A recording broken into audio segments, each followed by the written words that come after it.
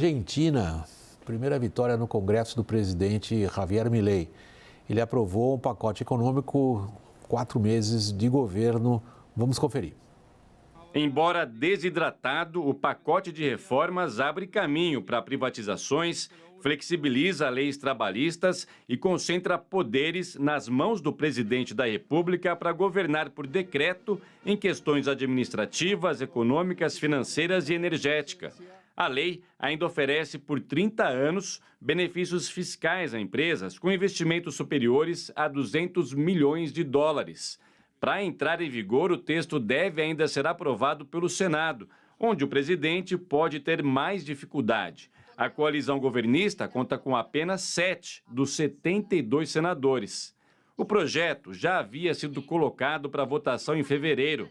Na ocasião, parlamentares passaram a desidratar diversos artigos da matéria, o que fez com que o governo retirasse o texto de discussão para evitar que todas as suas propostas fossem derrotadas.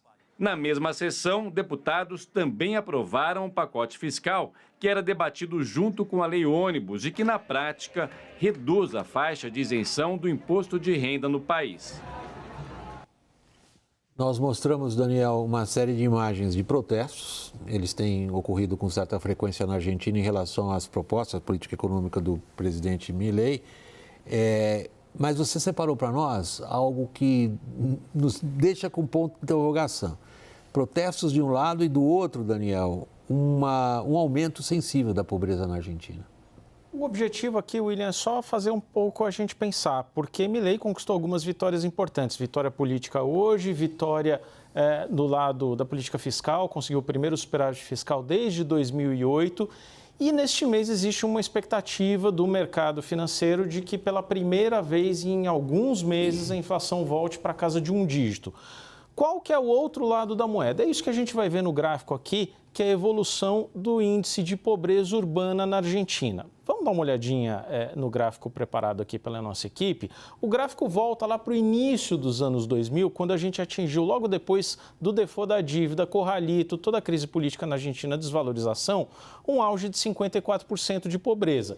E aí a gente vê esse índice baixando ao longo do tempo, até chegar no seu menor índice, no patamar mais baixo, em 2011. Aí volta a crescer um pouquinho, desce de novo, mas embica numa curva de novo ali por 2017, 2018. E é interessante a gente ver na reta final do governo Alberto Fernandes, mas depois também, quando já assume Javier Milei em janeiro de 2024, como o outro lado da moeda, como eu disse, que é redução de subsídios a tarifas públicas, redução dos programas sociais, isso faz a pobreza bater de novo em 57% mais do que estava lá no início dos anos 2000. Lorival, é uma situação para... A gente está sempre acostumado a estabelecer relações de causa e efeito quase mecânicas, e se isto, então aquilo. Olha só, nós temos um ambiente político na Argentina extraordinariamente carregado e temos um aumento da pobreza sensível. Não é estatística apenas o que está ali. Isso são milhões de vidas afetadas pelo que está acontecendo. E ainda assim ele consegue uma vitória política. Como é que se explica isso? Bem, são várias causas, né? Falando dessa questão da pobreza, os argentinos estão muito cansados do que já se tentou no passado, né? Então, isso explica essa digamos, não quero falar um cheque em branco, porque não é isso, mas essa garantia que estão oferecendo ao Milei, né, esse tempo que estão dando a ele. Governar por decreto durante um ano. Conscientes de que vai ser um período muito duro na história da Argentina, né? A gente ouve isso dos argentinos o tempo inteiro, estão muito conscientes disso, de que eles perderam um tempo monumental, décadas, né, enquanto países como o Brasil, Chile, Colômbia e até o Peru, né, estavam fazendo sua tarefa de casa, né, Uruguai também, e até a Bolívia em alguns aspectos. Paraguai, né? Também. Paraguai, com certeza. Enquanto que Argentina e Venezuela estavam dando passos para trás, né? Eles têm essa consciência, assim, inclusive as pessoas mais pobres e tal.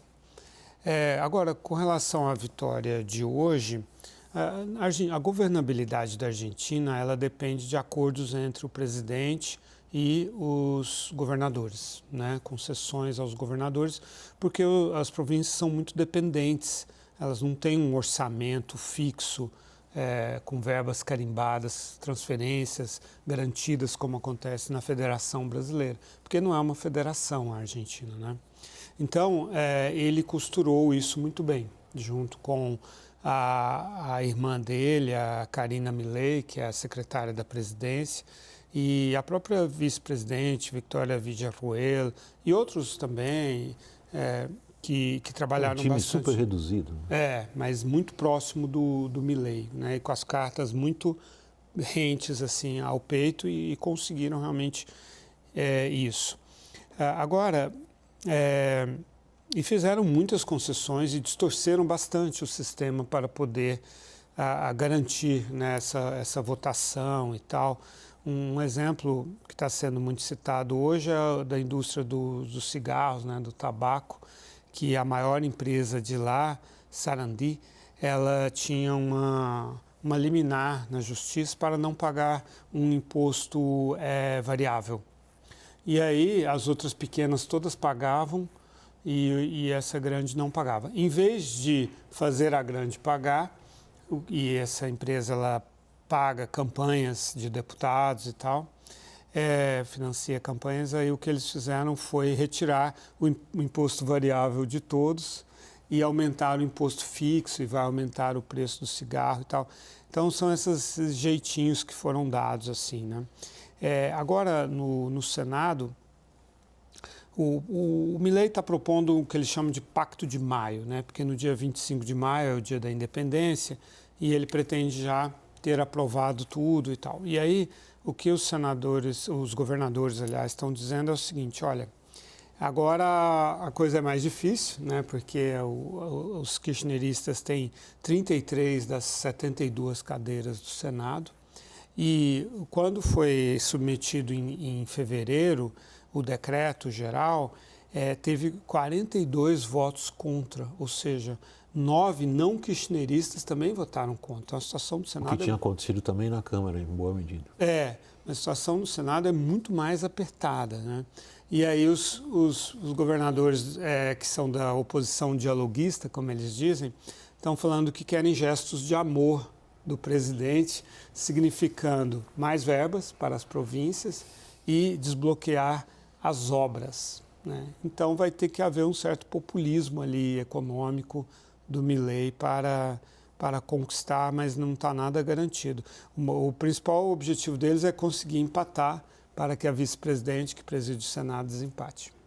Caio, há uma lição política aí que a gente não pode ignorar. Nós estamos falando de um personagem político que arrebenta o convencional da política argentina. É claro que as pessoas já estão fazendo aqui traçados e semelhanças com o que aconteceu também no Brasil em 2018. A diferença, talvez, em relação a Bolsonaro, que está na mesma vizinhança político-ideológica de Milei, digamos assim, ressalvadas todas as diferenças, é que o Milei parece ter se dedicado a algo chamado fazer política. Sim, tem muita semelhança com a primeira metade, ou com o governo Bolsonaro, sim, logo ali no começo. William, por quê? O que o Milei está fazendo, pelo menos a minha leitura, pelo que eu li, e fazendo as reflexões, os paralelismos com o Brasil da era Bolsonaro, é entregar a política para os políticos, entregar a política para os políticos profissionais. O Bolsonaro, para aprovar as reformas ali, as micro-reformas e a macro-reforma que ele aprovou na primeira metade do seu mandato, até a pandemia, depois da pandemia isso ficou mais difícil, ele entregou a política para os políticos, para os profissionais. Quem foi o grande condutor das reformas do governo Bolsonaro foi o presidente da Câmara, o Rodrigo Maia. E ali, pelo que eu captei, isso, de certa maneira, ele também está fazendo isso, o Javier Milei, e com aval político, né? Eu acho que o Milei até participa mais do processo do que o Bolsonaro participava. Acho que o Bolsonaro entregou muito, né? Para o Rodrigo Maia, para o Arthur Lira nem se fala. Mas o Milei entregando para os pragmáticos, para os moderados. O partido dele tem minoria, assim como o PSL tinha minoria, né? Quando o PSL existia ainda, tinha minoria na Câmara. Então, foi uma direita, uma centro-direita majoritária no Congresso brasileiro que conduziu essas negociações. E a mesma coisa pelo que eu estou captando ali. Quem está conduzindo, acho que o grande artífice pelo governo é o ministro do Interior, né? Que é o Guilherme Francos, né? Que participa desse processo muito, negociando com as províncias e negociando no Congresso. Tem muitos operadores, todos muito próximos dele. E todos profissionais da política, né? Não tem radical, né? Não dos radicais, mas de gente que não é afeita a construir consenso. Então, acho que foi nessa entrega, na minha leitura. Daniel, tem um outro aspecto aí do que ele indicou hoje que vai fazer com a economia da Argentina, depois dessa vitória na Câmara, que tem a ver com exportações de dois grandes segmentos de exportação na Argentina que reagem rapidamente. Um é exportação de energia. A Argentina tem uma riqueza extraordinária e uma capacidade muito grande de transformar isso em ingresso. O outro é o agronegócio. É possível, Daniel, começar a traçar um cenário de equilíbrio da economia argentina via capacidade de exportação e, a partir daí, eventualmente no cálculo político do Milei, conquistar o nível necessário de estabilidade política para ir adiante? William, eu não vi como é que ficou, por exemplo, a taxação de exportações na lei de bases que foi aprovada hoje. Preciso dar uma olhada depois. Agora, um fato estrutural ali na economia argentina é que no ano passado você teve a seca mais grave em um século na Argentina. Houve uma quebra da safra de soja, principalmente, mas também de milho, e a Argentina perdeu 20 bilhões de dólares. Isso fosse governo Milei, fosse governo Massa, fosse qualquer governo agora, teria um acréscimo de 20 bilhões de dólares. Muito bem-vindo. E você tem a jazida ali de Vaca Muerta de shale gas, que tem uma dificuldade de escoamento, mas existe uma série de soluções, inclusive para o Brasil comprar esse gás. Então, isso é capaz de dar um fôlego adicional à economia argentina. Não faz verão sozinho, mas ajuda muito. Se eu puder te mencionar, William, uma preocupação de momento aqui do governo brasileiro que diz respeito ao aspecto econômico da Argentina é a questão comercial. No ano passado, a gente foi muito enganado pelo comércio bilateral com a Argentina, que até cresceu, mas cresceu artificialmente. Por quê? Porque a Argentina teve a quebra de safra de grãos e precisou importar muita soja do Brasil para honrar os seus contratos comerciais com países da Ásia, principalmente China e Índia. Agora, neste ano, a gente não tem esse fator artificial. Então, voltamos ao clássico ali do comércio bilateral Brasil-Argentina, que é exportações de produtos industriais. E ali não tem jeito. Com o PIB caindo 4% em 2024, as exportações brasileiras para a Argentina estão caindo 30% neste ano. Então, não há... Milei está retirando uma série de travas protecionistas. Isso é muito bem-vindo. A economia argentina era absolutamente disfuncional do seu comércio exterior. Agora, com um nível de atividade tão baixo, a demanda por produtos do mundo todo, incluindo do Brasil, também é menor em 30%. E isso prejudica muito a atividade aqui no Brasil da indústria. Lorival, para a gente encaminhar para o final, eu li com muita surpresa esse tipo de poderes extraordinários concedidos ao Milei. Vou ler aqui o que foi concedido pela Câmara dos Deputados para o Milei. Por um ano, governar por decreto em questões administrativas, econômicas, financeiras e energéticas. O que ele vai fazer com isso? Eu acho que ele tem como objetivo reduzir gastos e simplificar, né?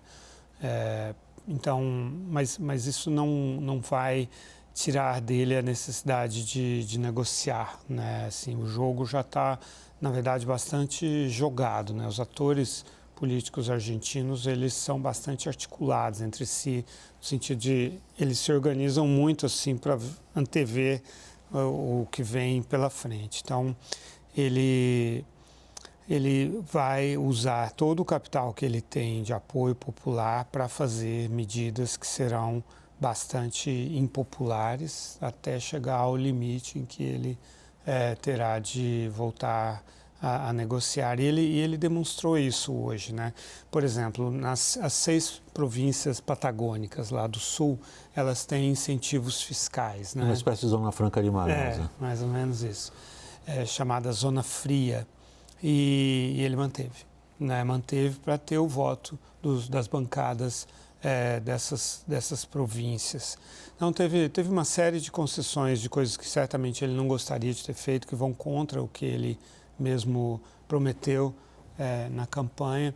Então, acho que vai ter canetadas, vai ter coisas controversas e tal, mas vai ter também um certo bom senso para não romper o diálogo com as forças políticas das quais ele depende no Congresso.